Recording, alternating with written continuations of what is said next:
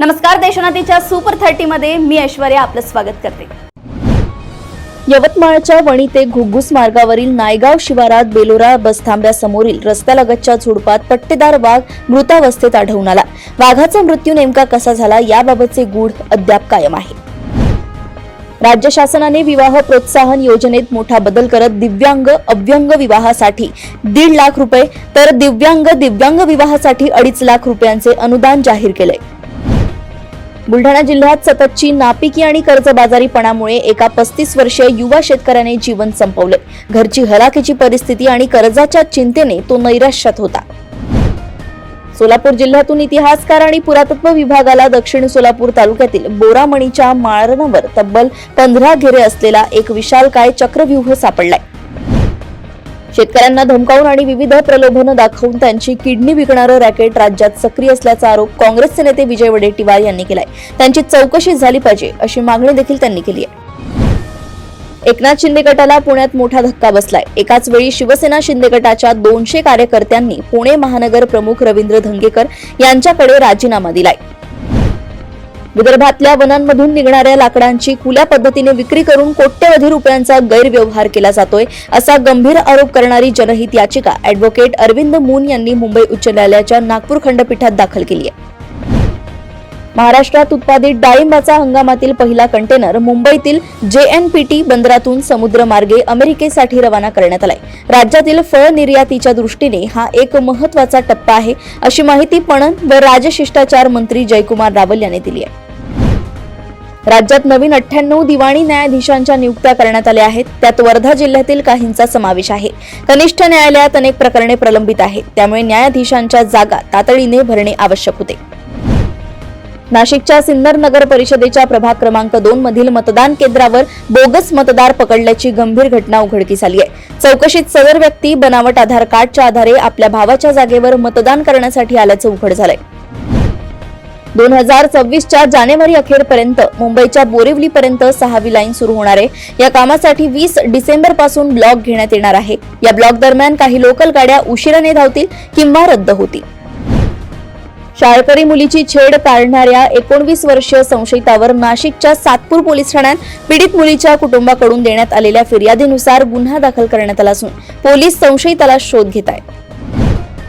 धुळे जिल्ह्याच्या साक्री तालुक्यातील पिंपळनेर येथे मुलींची छेड काढण्याचा प्रकार घडला होता। या प्रकरणी अल्पवयीन मुलीने पोलीस स्टेशनमध्ये तक्रार दाखल केली होती। अटक करण्यात आलेल्या दोघा टवाळखोरांची काल बसस्थानक ते महाविद्यालय परिसरात धिंड काढण्यात आली आहे।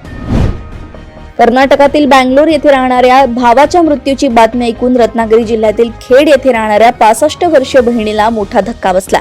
धक्क्यातून सावरता न आल्यामुळे भावामागून बहिणीचाही दुर्दैवी मृत्यू झालाय। माजी सरन्यायाधीश भूषण गवई यांची हैदराबाद येथील नालसार वेदी विद्यापीठ येथे संविधानिक कायदा आणि सामाजिक समावेशन विषयासाठी स्थापन करण्यात आलेल्या doctor Babasaheb Ambedkar chair professor म्हणून नियुक्ती करण्यात आली आहे। एअर इंडिया एक्सप्रेसच्या पायलटने बोर्डिंग लाईन तोडल्याबद्दल आक्षेप घेतला तेव्हा पायलटने त्याच्यावर हल्ला केला। पायलटने त्या प्रवाशाच्या 7 वर्षांच्या मुलीसमोर प्रवाशावर प्राणघातक हल्ला केलाय। दरम्यान पायलटला निलंबित करण्यात आल्याची माहिती आहे। भारतीय अन्न सुरक्षा आणि मानक प्राधिकरणाने आज शनिवारी पुन्हा एकदा स्पष्ट केले की देशात उपलब्ध असलेली अंडी मानवी वापरासाठी सुरक्षित आहेत। अंडी आणि कर्करोगाच्या धोक्याला जोडणारे अलीकडील दावे दिशाभूल करणारे आहेत असं FSSAI ने म्हटलंय। आसाम राज्यातील नागाव जिल्ह्यातील कामपूर भागातील चांगजुळाईजवळ शुक्रवारी रात्री एक अतिशय दुःखद घटना घडली आहे। सायनराहून दिल्लीला जाणाऱ्या 20507 राजधानी एक्सप्रेसला हत्तीच्या कळपानं धडक दिली। यामध्ये 7 वन्य हत्तींचा मृत्यू झालाय तर हत्तीचं एक वासरू जखमी झालंय। पंतप्रधान नरेंद्र मोदी पश्चिम बंगाल दौऱ्यावर आहेत। वंदे मातरम हा मंत्र आता राष्ट्र निर्माणाचा मंत्र बनवायचा आहे असं आवाहन पंतप्रधान मोदी यांनी केलंय। अयोध्येतील राम मंदिराचे काम पूर्ण झालंय। यानंतर आता अयोध्येतील राम मंदिर परिसरात बांधण्यात आलेल्या मंदिरांमध्ये सेवा देण्यासाठी 70 नवे पुजारी घेतले जाणार आहेत। चीनमधील चांगचून शहरात एका स्पोर्ट्स हॉटेलमध्ये राहणाऱ्या एका व्यक्तीने तब्बल 2 वर्षांनी रूम सोडली। त्याने चेकआउट करताच हॉटेल कर्मचाऱ्यांना मोठा धक्का बसलाय, कारण त्या व्यक्तीची रूम कचऱ्याने भरली होती। या रूमचे काही फोटो सोशल मीडियावर व्हायरल झाले आहेत। पश्चिम जर्मनीतील आचेन शहराच्या न्यायालयाने 61 वर्षीय फर्नांडो पी याला स्वतःच्या पत्नीला वर्षानुवर्षे नशेची औषधं देऊन बेशुद्ध करणे, तिचे लैंगिक शोषण करणे आणि त्या व्हिडिओ रेकॉर्डिंग्ज इंटरनेटवर शेअर करण्यासाठी दोषी ठरवले. बांगलादेशातील मैमनसिंग जिल्ह्यात एका हिंदू तरुणाची जमावाने हत्या केल्याच्या घटनेनंतर आता 7 जणांना अटक करण्यात आली आहे. या संदर्भात अंतरिम सरकारचे मुख्य सल्लागार मोहम्मद युनूस यांनी माहिती दिली आहे. मुंबई विद्यापीठातील विविध शैक्षणिक पदांसाठी अर्ज करण्याची अंतिम मुदत वाढवण्यात आली आहे. आता 2 जानेवारी 2026 पर्यंत ऑनलाईन अर्ज करता येतील. कागदपत्रे जमा करण्याची अंतिम तारीख 9 जानेवारी 2026 पर्यंत वाढवली आहे. महाराष्ट्र आरोग्य विज्ञान विद्यापीठाच्या हिवाळी 2025 टप्पा 3 च्या परीक्षा आजपासून सुरू झाल्या आहेत. या परीक्षा 16 जानेवारी 2026 पर्यंत चालतील. राज्यभरातील 166 केंद्रांवर सुमारे 80,884 विद्यार्थी सहभागी होतील. राज्य सरकारने शाळांमधील विद्यार्थ्यांच्या सुरक्षेसाठी कडक नियम लागू केले आहेत. शिक्षकांना शारीरिक किंवा मानसिक छळ करण्यास मनाई करण्यात आली आहे. भारतीय अंतराळ संशोधन संस्थानं गगनयान क्रू मॉडेलच्या डिसेलेरेशन सिस्टीमसाठी ड्रोग पॅराशूटच्या पात्रता चाचण्यांची मालिका यशस्वीरित्या पूर्ण केली आहे.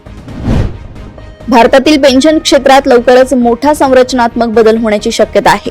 विमा क्षेत्रात FDI मर्यादा 74% 100% केल्यानंतर पेन्शन क्षेत्रातही परकीय गुंतवणुकीची मर्यादा 100% वाढवण्याची तयारी सुरू असल्याचं अहवाल समोर आले आहे. राजकीय विश्लेषक आणि कंटेंट क्रिएटर ध्रुव राठी यांनी धुरंधर चित्रपटाविरोधात पुन्हा एकदा हल्लाबोल केलाय. राठीने चित्रपटाचं नाव न घेता शनिवारी एक ट्विट केलंय. माझा एक व्हिडिओ 300 कोटीच्या प्रोपगेंडा चित्रपटाला उद्ध्वस्त करेल असं ध्रुव राठीनं म्हटलंय. 19 वर्षांखालील आशिया कप 2025 चा अंतिम सामना 21 डिसेंबर रोजी कट्टर प्रतिस्पर्धी भारत आणि पाकिस्तान यांच्यात खेळला जाईल. अशाच सुपर 30 बातम्या जाणून घेण्यासाठी बघत रहा देशोन्नती. नमस्कार.